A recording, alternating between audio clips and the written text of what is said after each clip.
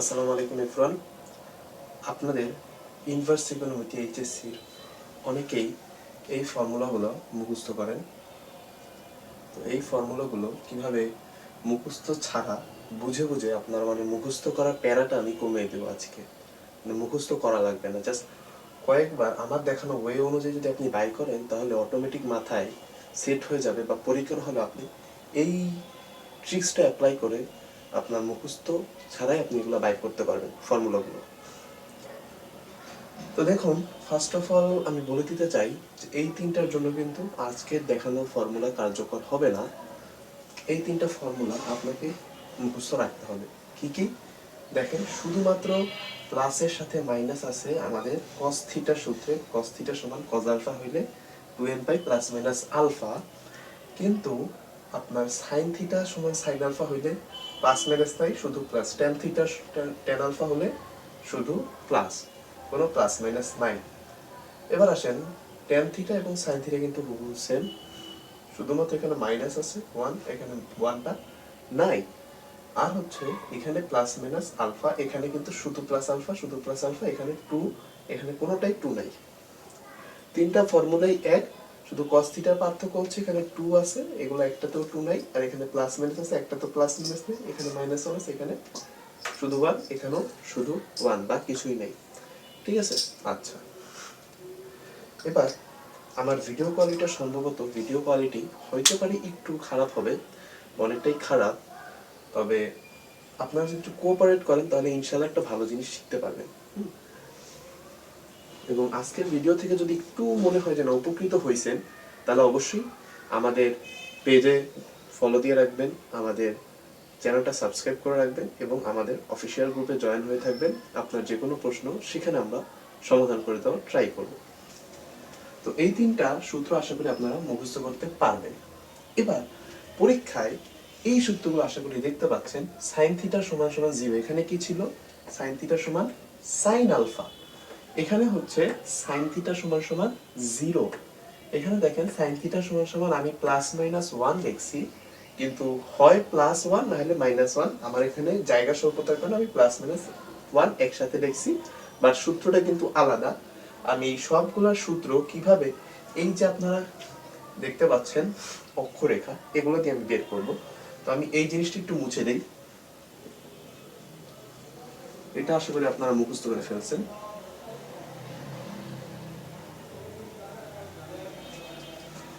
এবার দেখুন, আমাদের প্রথম সূত্রটা হচ্ছে sin θ সমান সমান 0, cos θ সমান সমান 0, tan θ সমান সমান 0। এই তিনটা আমরা বাইর করব। এর জন্য আমাদের একটু ক্যালকুলেটরের সাহায্য নেব। আমি একটু ক্যালকুলেটরটা নিচ্ছি। এই গ্রাফটা আশা করি সকলেই দেখতে পাচ্ছেন। এখন আপনারা একটু আমাকে কাইন্ডলি জানাবেন যে এইটা যদি আমি বলি যে এইখানে সবসময় 0 হবে, এখানে সবসময় 90 হবে, তো 90 মানে কি? π/2। 90 মানে π/2। ঠিক আছে? আচ্ছা, এইখানে কত? পাই। নিচে এইখানে কত? নিচে হচ্ছে আমার 270। 270 মানে কত? 270 মানে কত আমরা ক্যালকুলেটর দিয়ে বাই করতে পারি। আমার মনে আসছে না, তো আমি ক্যালকুলেটর দিয়ে বাই করব। কিভাবে বাই করব? পাই এর মান হচ্ছে সবসময় মাথায় রাখবেন 180। পাই এর মান হচ্ছে 180। এবার আমরা যদি 270 বাই করতে চাই তাহলে আমাদের এখানে কি করতে হবে? এখানে জাস্ট আমরা 270 ভাগ 180 করব। তাহলে দেখা যায় 3/2, তার মানে হচ্ছে 3π/2। 3π/2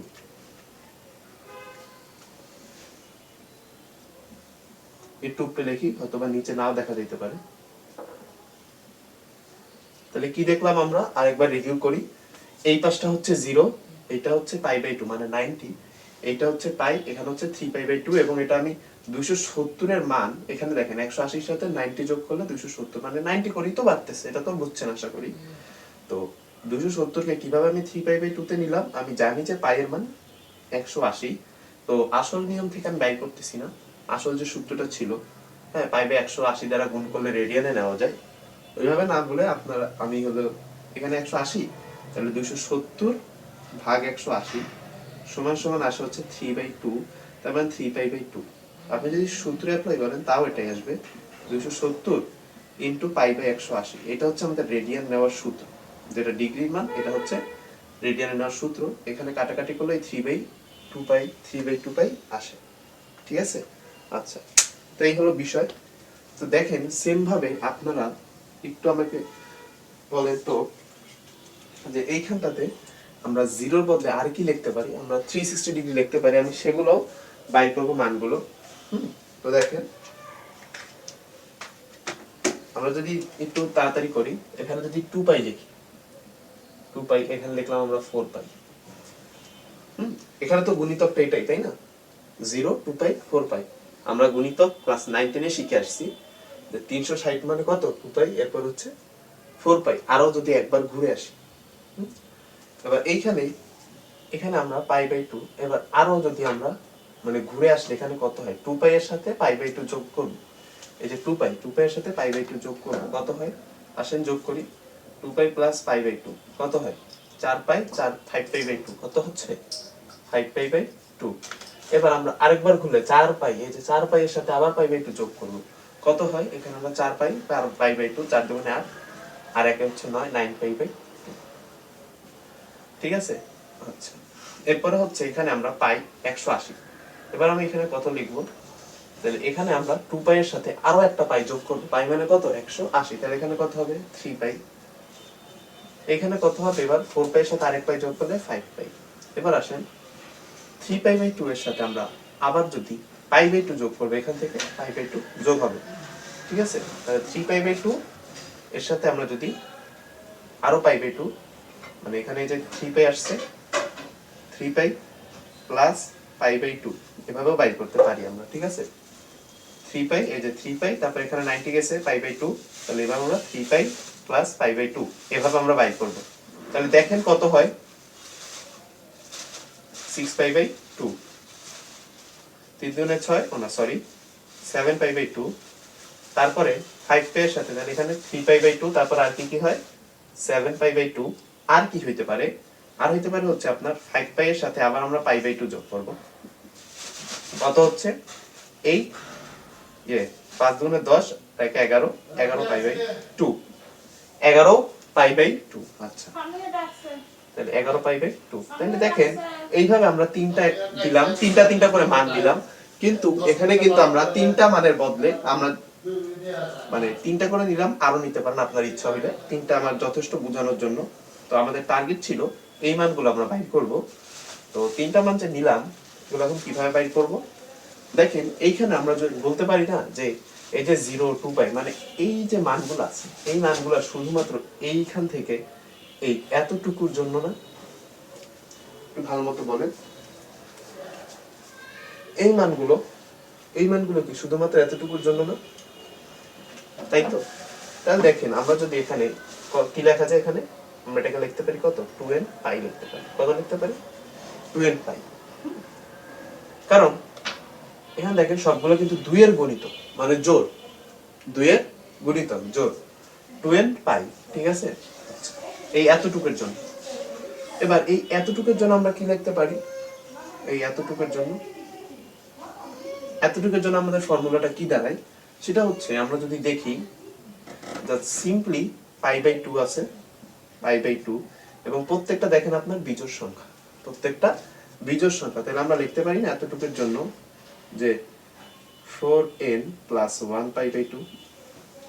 দেখেন কিভাবে লিখলাম, আপনারা একটু মনোযোগ দিলে ধরতে পারবেন কিভাবে লিখছি। আপনি ধরেন এখানে একবার ঘুরে আসলাম আমি, একবার, এই যে পাই/2 তো আছেই একবারের জন্য, দ্বিতীয়বার যখন ঘুরে আসলাম তখন আমাদের কি একটা চক্র কমপ্লিট হলো। এর মান 1 বসান, দেখেন 4 আর 1 5, তাহলে 5পাই/2। ঠিক আছে? তো আপনি যদি এগুলো না বুঝেন যে কিভাবে আমি এইগুলো বাইর করতেছি, আপনার দেখেন সবাই এই প্রত্যেকটা সূত্রের জন্য মানগুলো মুখস্থ রাখে, আর আপনি অক্ষগুলোর জন্য মানগুলো মুখস্থ রাখবেন যে কোন অক্ষের জন্য কোন মানটা হয়। তারপর আপনি মজাটা বুঝতে পারবেন। দেখেন এই অক্ষের জন্য আপনার কি আসবে মানটা? এই অক্ষের জন্য আপনার মানটা আসবে হচ্ছে, আমরা একটু বাইর করি, 2n + 1পাই। আমি কাইন্ড অফ মুখস্থই লিখে দিচ্ছি, আপনাদের তো বুঝাইলাম যে কিভাবে আসলে মানগুলো আসতেছে। তো এইভাবে আপনি যদি জাস্ট এই অক্ষের মান দেখেন, এখানে 2n + পাই, 1পাই, পাই/2 না কিন্তু পাই। আচ্ছা, এইখানে ভ্যালুটা কি? এই অক্ষের ভ্যালুটা হচ্ছে 4n 4n -1 পাই বাই 2। মাথায় রাখবেন এই এই লাইনটায় সব সময় পাই বাই 2 থাকবে, সব সময় পাই বাই 2 থাকবে, ঠিক আছে? এই লাইনটাই হচ্ছে সব সময় পাই থাকবে। এবার আসেন আমরা যে এতক্ষণ সমীকরণ দেখলাম সেগুলো কিন্তু পার্ট বাই পার্ট, এই এতটুকুর জন্য এতটুকুর জন্য, এবার এতটুক এতটুক, ঠিক আছে? কিন্তু পুরো গ্রাফের জন্য মানে এই পুরো লাইনটার জন্য, পুরো এক্সিসের জন্য, ওয়াই এক্সিস এবং এই এক্স এক্সিস, পুরো এক্স এক্সিসের জন্য আমাদের যে সমীকরণ সেটা হচ্ছে, আমি সার্কেলে দেখাবো না, আমি এইখান থেকে দিলাম, এই যে দেখেন এই লাইনের থেকে আমি আরোটা দিছি। তো এইখানে আমার আসলে মানটা কত আসবে? এইখানে আমার মানটা হচ্ছে আসলে আপনার n পাই, খুবই ইম্পর্টেন্ট, n পাই। আচ্ছা, এই পুরো y এক্সিস এর জন্য আমার মানটা কত আসবে? y এক্সিস এর জন্য মাথায় রাখবেন মানটা আসবে, দেখেন একদম easy, 2n + 1 pi by 2, pi by 2। দেখেন এখানে ছিল 2n + 1 পাই, আর এইখানে হচ্ছে 2n + 1 পাই বাই 2। আপনাদের হয়তো একটু ইজি ইজি লাগতেছে, তবে খাতায় যদি সুন্দরভাবে নোট করেন তাহলে আপনাদের ইজি লাগবে। যেমন দেখেন, আপনাদের একটু দেখাই, আমার খাতাটাতেই নোট করা আছে, অনেক হয়তো বা দেখতে পারবেন না, আমি একটু যদি কাছে এনে দেখাই, দেখেন এই যে দেখতে পাচ্ছেন আমি কিভাবে খাতায় নোট করেছি। আপনারা চাইলে স্ক্রিনশট দিতে পারেন, এক পেজের ভিতরে, হ্যাঁ, এক পেজের ভিতরে আমি গুছিয়ে এনেছি জিনিসটাকে, সব ফর্মুলাগুলোকে। এই এক পেজে আপনি এগুলোকে স্ক্রিনশট দিয়ে রাখেন, কাজে লাগবে। হ্যাঁ, আচ্ছা, তো কালার পেন দিয়ে আমি নোট করেছি, এই হচ্ছে বিষয়। তো আপনারা এভাবে কালার পেন দিয়ে প্রত্যেকটা এক্সারসাইজের জন্য নোটটা করে ফেলবেন। আচ্ছা, এবার আমরা তো জেনে গেলাম কোনটার সমীকরণ কি। আমাদের এই অক্ষটার জন্য সমীকরণ হচ্ছে এইটা, আর এক্সিসের গুলো আমি হচ্ছে বক্স করে দিলাম, এটা হচ্ছে এক্সিসের, এগুলো আমি বক্স করে দিলাম, যেগুলো হচ্ছে পুরো পাই অক্ষ এবং এক্স অক্ষ। তো এই সূত্রগুলো একটু আপনি মাথায় নেন, যে এতটুকুর জন্য 2n পাই, এতটুকুর জন্য 4n + 1 পাই বাই 2, আর নিচেরটার জন্য 4n - 1 পাই বাই 2, আর এইটা ছিল 2n পাই, এইটা হচ্ছে কত? 2n + 1 পাই, আর হচ্ছে এই পুরো এক্সিসটা হচ্ছে n পাই, আর এই পুরো এক্সিসটা হচ্ছে 2n + 1 পাই বাই 2। এটার সাথে আবার কনফিউজ করে ফেললেন না, আপনি কয়েকবার প্র্যাকটিস করলে এমনিই পারবেন। আচ্ছা, এবার এই সূত্রগুলো কিভাবে এখান থেকে আসবে? খুবই সিম্পল, দেখেন এবার হচ্ছে মজা, মজা এখন শুরু হবে। এতক্ষণ তো ছিল সাজা, হ্যাঁ, এতক্ষণ একটু কনসেপ্ট বুঝলে, এবার আপনারা ইজিলি দেখেন বাইর করেন কেমনে। sin θ = 0 হইলে θ = কত? আসুন, ক্যালকুলেটরটা কোথায়? এই যে, তো sin θ = 0, তো আমরা এখানে ক্যালকুলেটরে লিখলাম sin ইনভার্স 0, কি লিখবো? Shift sin inverse 0। সবাই দেখেন, আমার সাথে লেখেন, দেখেন ভ্যালুটা আসতেছে আপনার 0, দেখতে পাচ্ছেন না? ভ্যালুটা আসতেছে কত? 0। আচ্ছা, এবার 0 কোথায় আসছে? sin ইনভার্স 0, তো থিটার মান আসলে কত? তাইলে এখান থেকে থিটার মান আসলে আমার কত? 0। এবার দেখেন 0 কোথায়? এই যে দেখেন 0 আছে, আছে। এবার আমরা আরেকটু মজা করে দেখব, যে দেখেন তাইলে এখানে হচ্ছে কত? থিটার মান 0, তাইলে আমরা আসলে তাইলে কি হবে? sin 0 বসাইলে 0ই আসলো, এটাই তো বুঝায়। তাহলে আমরা এবার sin 2π বসাই দেখি যে 0 আসে কিনা। sin 2π মানে কত? 360 ডিগ্রি। দেখেন 0 আসছে, তার মানে কি sin θ = 0 হলে কি থিটা সমান শুধুমাত্র এই এতটুকু আমরা লিখবো, এতটুকু 2n পাই, 2n পাই। এবার আরেকটু আপনারা রিয়েলিটি চেক দিবেন, কারণ এটা তো আপনি কয়েকবার করলে প্র্যাকটিস হবে। এখন আপনাদের কনফিউজ হতে পারে যে স্যার ভাই তাহলে পুরো এক্সিস কেন হইলো না, পুরো এক্সিস কেন হইলো না? আসুন আমরা একটু sin θ = 0 বসায় দেখছি, 360 বসায় দেখছি যে 0 আসে। এবার আমরা sin 180 বসায় দেখবো, এই লাইনটা কি 180 না? 180 বা 3/5 এগুলো একটু বসায় দেখি। তাহলে সাপোজ sin 180 বসাই দেখি, ওমা এটাও তো 0 আসছে, তাহলে কি আমার এই সূত্রটা ভুল? কি হবে সূত্রটা? হবে পুরো এক্স অক্ষের যে সূত্র n পাই, বইটা খুলে দেখেন তো এবার ঠিক আছে কিনা। যারা এতক্ষণ বলছেন যে না এটাই ঠিক আছে, কিন্তু এবার তারা দেখেন আসলে sin θ = 0 হলে θ সমান কত? n পাই। আচ্ছা, এবার আসেন আমরা cos θ = 0টা বের করব। এটা কিন্তু আপনাদের বলতে হবে যে cos থিটা সমান সমান 0, এখানে থিটা সমান সমান কত আসে। তাহলে আমরা cos থিটা আমরা জানি cos 90 মান অলওয়েজ 0, দেখেন cos 90 মান অলওয়েজ 0, তার মানে এই লাইনটা এতটুকু, তাহলে হবে কত 4n + 1 π/2 হওয়ার কথা, কিন্তু আমরা দেখব যে পুরো অক্ষটা হয় কিনা। তাহলে আমরা একটু cos 270 বসাই দেখি, কারণ এখানে 270, ঠিক আছে 270 বসাই দেখি, cos 270 এটাও 0 আসছে, তার মানে কি cos থিটা 0 হইলে পুরো অক্ষ, cos থিটা 0 হইলে কি পুরো অক্ষ, তাহলে থিটা সমান কত হচ্ছে, পুরো অক্ষের সমীকরণ কি এইটা না এই যে এটা 2n + 1 π/2, 2n + 1 π/2। আচ্ছা, তাহলে এবার আমরা tan থিটা সমান সমান 0 বাইর করব। tan থিটা সমান সমান 0 বাইর করব, ঠিক আছে। আচ্ছা, tan থিটা সমান সমান 0, তাহলে থিটা সমান সমান 1, এইটা আপনাদের বাসায় পড়া দিলাম, নিজেরা বাইর করে আমাকে কমেন্ট বক্সে কমেন্ট দিবেন যে এটা বাইর হইছে, ঠিক আছে, আর বইয়ের সাথে অবশ্যই মিলাবেন। তো ক্লিয়ার? আর যদি কেউ না পারেন আমাদের অফিশিয়াল গ্রুপে যোগ দিবেন, কমেন্টে লিংক দিব, ঠিক আছে, লিংকটা আপনারা ক্লিক করে অফিশিয়াল গ্রুপে কোশ্চেন করতে পারেন, ঠিক আছে। আচ্ছা, এবার আমরা পরবর্তী স্টেপে চলে যাব, সেটা হচ্ছে sin থিটা +-1 হলে, মানে এতক্ষণ তো আমরা জিরো গুলা দেখছি, এবার ধরেন আমি এইটুকু একটু মুছে উপরে নিয়ে যাই, তাহলে জিরোর গুলা শেষ, আর আগের গুলো তো আমরা বললাম প্রথম তিনটা মুখস্থ করতে হবে, তাহলে জিরোর বদলে সব জায়গায় আমরা +-1 এর বদলে +1 নিয়ে আগে কাজ করি, ঠিক আছে। আচ্ছা, তাহলে sin থিটা সমান সমান 1 হলে আপনার কি করতে হবে, আমরা দেখব sin থিটা সমান সমান 1 হলে থিটা সমান সমান 1। আসুন দেখি আমরা sin এর মান আমরা যদি 90 বসাই, দেখেন কত আসতেছে 1 আসতেছে, তার মানে কি এই এতটুকু হচ্ছে কি sin থিটা সমান সমান 1 এর জন্য সমীকরণ, মানে হচ্ছে 4n + 1 π/2 হবার কথা। এবার আমরা একটু sin 270 বসায় দেখি, -1 আসতেছে, মাইনাস, তার মানে কি +1 এর জন্য কি এই নিচেরটুকু লাগবে, মানে পুরো অক্ষ কি হবে 2n + 1 π/2 হবে না, এখানে +1 যেহেতু শুধুমাত্র এই এতটুকুর সমীকরণটা হবে, তাহলে কি হবে 4n + 1 π/2 থিটা সমান, দেখেন প্রথম দিকে আমি খুবই আস্তে আস্তে গেছি, এখন কিন্তু খুব দ্রুত যাব, একটু ক্যাচ করতে হবে, না বুঝলে পজ করে, অনেক তো বুঝলেন আর বুঝার দরকার নেই, এবার একটু পজ করেন, একটু রেস্ট নেন, হোমওয়ার্কগুলো কমপ্লিট করেন, দেন ভিডিওর বাকি অংশ দেখে ফেলেন, এত প্রেশার নেওয়ার তো দরকার নেই। আচ্ছা, এবার হচ্ছে এগুলো হচ্ছে আসলে বেসিক, কোর বেসিক ডেপথ, এগুলো বোঝার জন্য আপনাকে ঠান্ডা মাথায় বুঝতে হবে। আচ্ছা, তো এবার হচ্ছে আমরা cos থিটা সমান সমান 1 এর জন্য বাইর করব, নিচেরটা তাহলে কি সবসময় এর আগে আবার tan থিটা হোমওয়ার্ক দিয়েছিলাম, তাহলে cos থিটা সমান, আপনারা এবার হোমওয়ার্ক করবেন, আমি tan থিটা সমান 1 এরটা বাইর করি।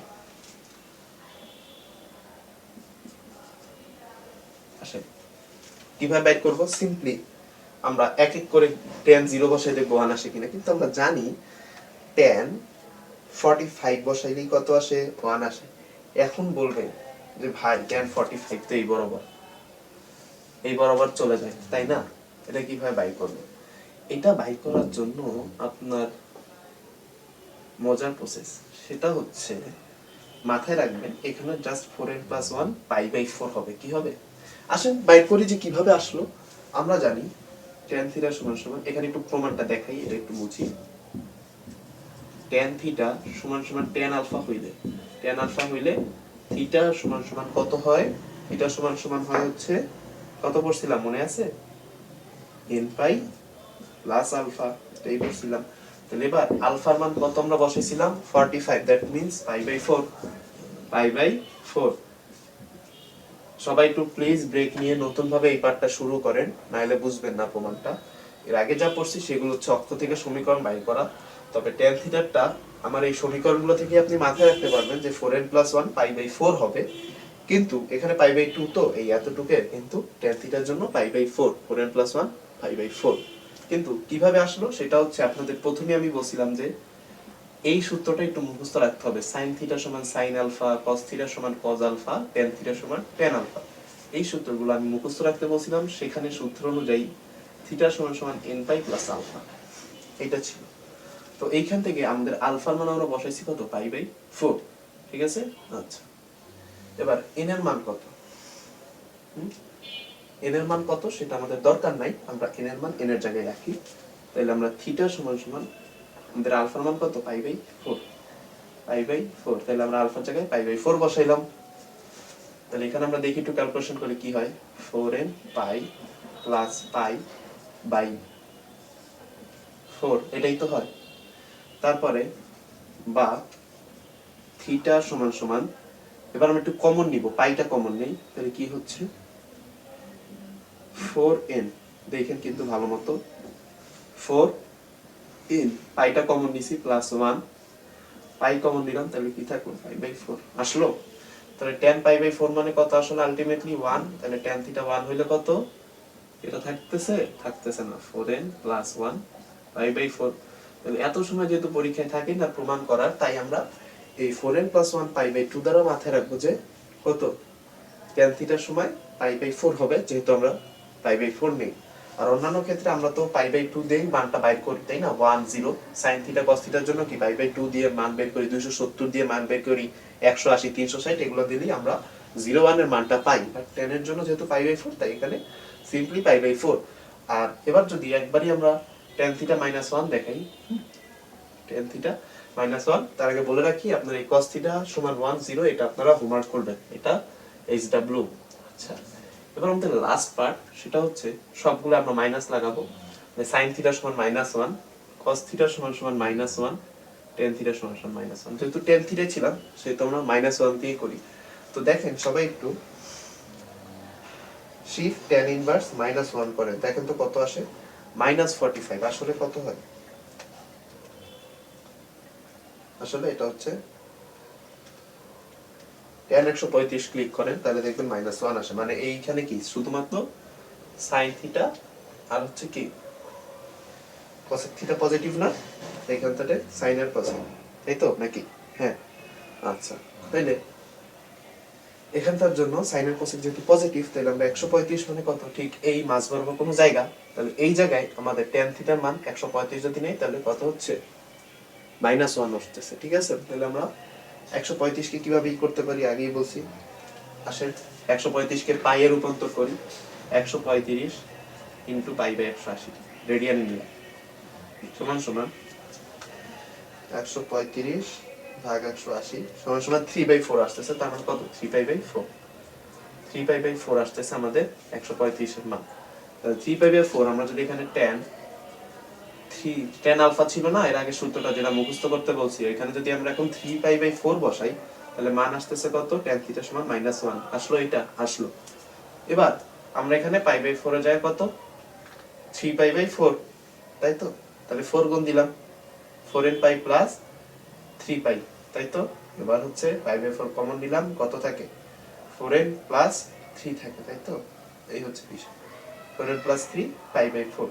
তো এইভাবে আপনারা বাইর করতে পারেন। তবে আমার নোট খাতায় যদি দেখি একটু দেখেন, এখানে 4n -1 π/4 লেখা। এখন আপনারা বলতে পারেন যে এইটা কেন আসলো, এটাও আমরা যদি মাইনাস ডাইরেক্ট tan আলফা যদি আমরা ডাইরেক্ট -π/4 বসাই, তাই এই সূত্রটা আসবে। আপনারা বসেন ক্যালকুলেটরে -45, আমরা তো চাইলে tan থিটার ওই সূত্রটা এই বরাবর নিতে পারতাম, মানে এই দিক বরাবর যদি নামাই 45 নিচের দিকে ক্লকওয়াইজ যদি করি সেক্ষেত্রে মাইনাস আসে। তাহলে আমরা যদি এখানে -π/4 বসাই, তাহলে কি হবে, একটু বোর্ডটা হিজিবিজি হয়ে গেছে, ভিডিও করার কোয়ালিটি খারাপ, বাট নলেজটা কিন্তু খুব ডেপ, ঠিক আছে। আচ্ছা, তাহলে আমরা -π/4 বসাইলে একটা স্ট্রাকচার যে এই যে এতটুকুর যে ফর্মুলা 4n - 1 π/2, জাস্ট ওইখানে π/4 বসালে tan এর মানটা পেয়ে যাচ্ছি। হ্যাঁ, তাহলে দেখেন, তাহলে আমরা এখানে করে ফেলি একটু, এখানে কত -π/4 হবে, তাহলে প্লাস আলফার জায়গায় কত হবে, প্লাস -π/4, তাহলে 4n π -π